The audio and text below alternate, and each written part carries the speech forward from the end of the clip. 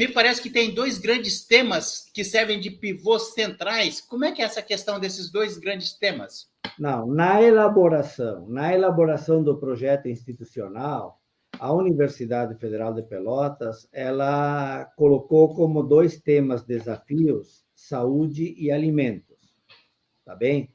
Então, esses eram os dois temas norteadores do grande projeto da universidade que foi contemplado pela CAPES. Dentro dessas duas palavras geradoras, dessas duas palavras mágicas, que são alimentos, que é também um problema mundial, né? E a questão da saúde, por quê? Porque a área da saúde da Universidade Federal também ela é muito importante, medicina, odontologia, etc. Né? E desses temas geradores, então, nós depois elaboramos os diversos projetos que estavam, né, como que formando os mesmos galhos diferentes da mesma árvore. A árvore, então, tinha que ter esses dois aspectos troncais. O projeto do Observatório de Patologias Sociais está ligado na área das ciências humanas e saúde. Tá? Então, a gente não trabalha muito com esse setor de alimentos, que é um pouco, são outros projetos, como agronomia, como, né, que eu sei agora.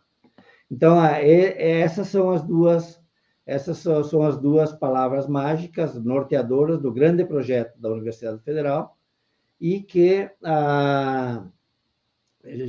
favoreceu a gente trabalhar em questão da área, né, que é um desafio, está sendo uma aprendizagem muito interessante, difícil às vezes, de como, né, você, da área da educação e da filosofia, senta com odontólogos que têm projetos, né, e que nesses projetos a gente possa encontrar uma linha comum. Qual é a nossa linha comum? Qual é a nossa, né, o eixo troncal do nosso projeto? Né? É a área da filosofia, educação e saúde.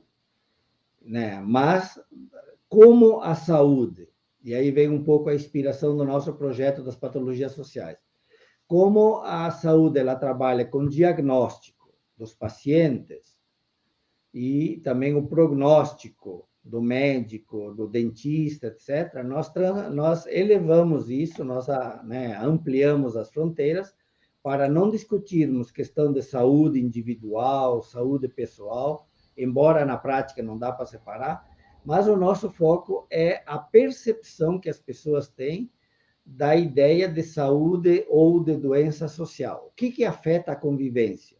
Qual é a nossa grande propósito é assim, entender como as pessoas, né, manifestam a sua percepção de doença da sociedade, doença na convivência, que vai dos vizinhos, bairros, cidades, regiões, países e mais amplamente.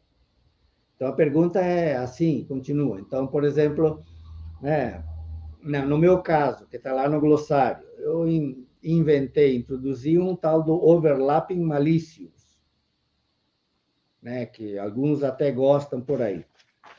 O que se trata, Deodato? Se trata assim, que hoje em dia a gente está descobrindo que tem grupos, organizações em nível regional, em nível nacional, em nível internacional, que estão aí para espalhar maldade, que estão aí para espalhar discursos de ódio, que estão aí para estragar a vida das pessoas. Não estão interessados no bom desenvolvimento social da sociedade. Né? E o que eles fazem? Eles pegam aquilo que é público, aquilo que é geral a todos, privatizam para eles, né? E organizam através dos seus grupos e fazem a toda a população acreditar, todas as pessoas acreditarem que aquilo é o correto. Para falar mais claramente, nós temos grupos milicianos hoje, né, que organizam a vida e acham que impera a vontade pessoal desses grupos, impera a vontade de uma minoria.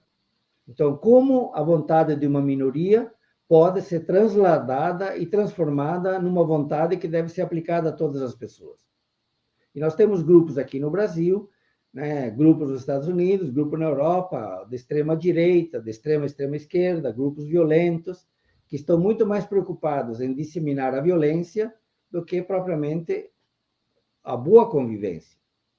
O que estraga isso? Então, tem grupos, tem organizações, né, tem um mercado de armas para isso, né, tem as milícias, tem um mercado, né, de tráfico internacional de pessoas, de drogas e outras coisas, né, e que parece, às vezes, que usam o Estado, usam as organizações sociais, usam a boa vontade das pessoas para que isso pareça ser o único caminho possível para a gente organizar a vida, e não é assim.